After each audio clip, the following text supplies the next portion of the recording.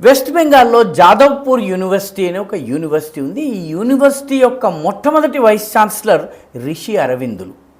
ఆయన దీనిని ఏర్పాటు చేయటమే కాకుండా దీనికి సంబంధించిన అన్ని వ్యవస్థలకి ప్రాణం పోసిన వ్యక్తి. ఆ జాదవ్పూర్ యూనివర్సిటీ తరువాత కాలంలో వామపక్ష అతివాదులకు, ఎక్స్ట్రీమ్ ఎలిమెంట్స్కి కేంద్ర స్థలం అయిపోయింది. ఆజాద్ కశ్మీర్, ఫ్రీ పాలెస్టైన్ ఇటువంటి నినాదాలు ఎక్కడ పడితే అక్కడ రాసేటటువంటి యూనివర్సిటీ.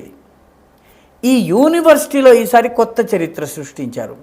అక్కడ ఉన్నటువంటి విద్యార్థులు వామపక్ష సంఘాల బెదిరింపుల్ని లెక్క చేయకుండా, వామపక్ష టీచర్స్ యూనియన్ యొక్క బెదిరింపుల్ని లెక్క చేయకుండా వాళ్ళు ఈసారి శ్రీరామనవమి నాడు ఏప్రిల్ 6వ తారీఖున యూనివర్సిటీలో ఉన్నటువంటి టెక్నాలజీ బిల్డింగ్లో శ్రీరామనవమిని నిర్వహించారు. జై శ్రీరామ్ నినాదాలు చేశారు.